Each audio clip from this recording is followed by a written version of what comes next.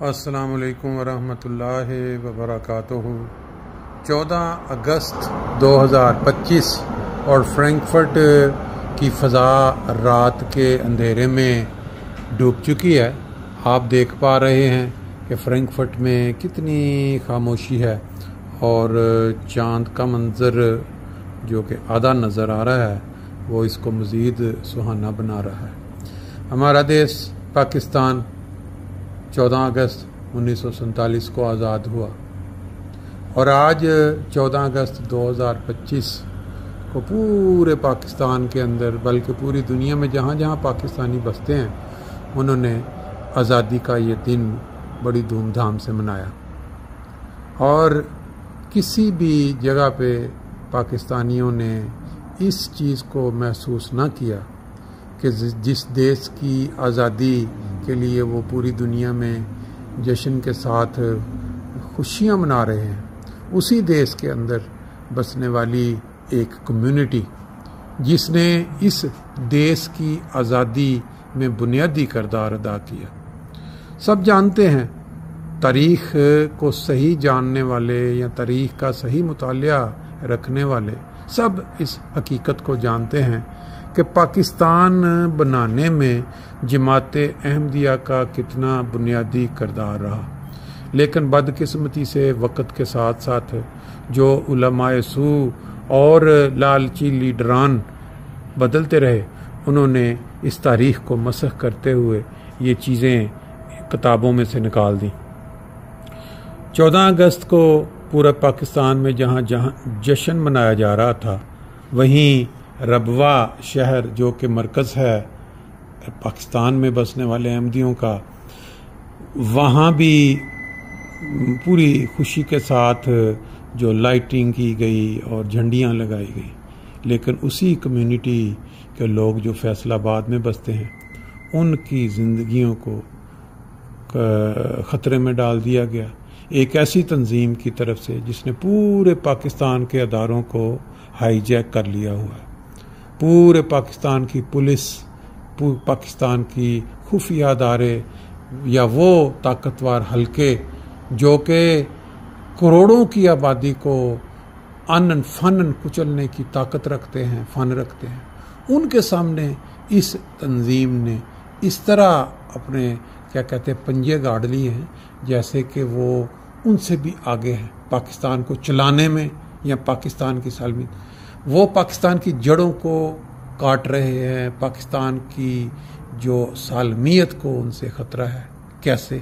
کہ جب پاکستان میں بسنے والے لوگ جو مختلف کمیونٹی سے تعلق رکھتے ہیں ان کو وہاں پہ آزادی نہیں ملے گی کہ وہ اپنی آزادی کے ساتھ نہ صرف یہ کہ اللہ تعالیٰ کی عبادت کر سکیں بلکہ اپنے کاروبار کر سکیں، بچے اسکول جا سکیں، ایجوکیشن میں ان کو کوئی مسئلہ نہ ہو، اور جو بچے پڑھ لکھ کر لائق نکلتے ہیں ان کو ان کی میرٹ کے مطابق جابیں ملیں۔ جب یہ چیزیں ختم کر دی جائیں گی اس تنظیم کی پریشر میں یا ان کی جہلیت کے نتیجے میں جو لیڈرز ہیں اور جو طاقتور حلقے ہیں ان کے ہاتھوں میں کھیلنا شروع ہو جائیں گے تو پھر اس کا رزلٹ کیا نکلے گا؟ میرا نہیں خیال کہ 1971 کا جو واقعہ یا جو سانحہ ہوا وہ چھپا ہوا ہو سب سے۔ تو اب آج جو کچھ ہوا ہے وہاں 2 مساجد، جو اخباری رپورٹ کے مطابق 2 مساجد کے اوپر حملہ کیا گیا ہے اور وہاں پہ آگ لگائی گئی ہے، مینار توڑ دیے گئے ہیں، 5 احمدی جو ہیں وہ زخمی ہوئے ہیں، 2 گھروں پہ پتھراؤ کیا گیا ہے، اور ایک جو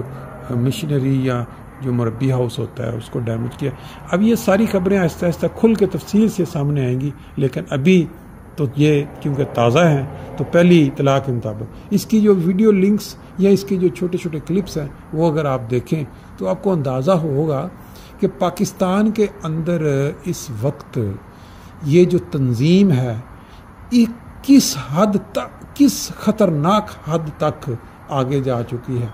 ان کے ہاتھوں نہ صرف احمدیہ کمیونٹی جو ہے وہ تنگ ہے یا خوف کے عالم میں ہے، اور بھی باقی جو شیعہ ہیں، جو عیسائی ہیں، جو ہندو ہیں، وہ بھی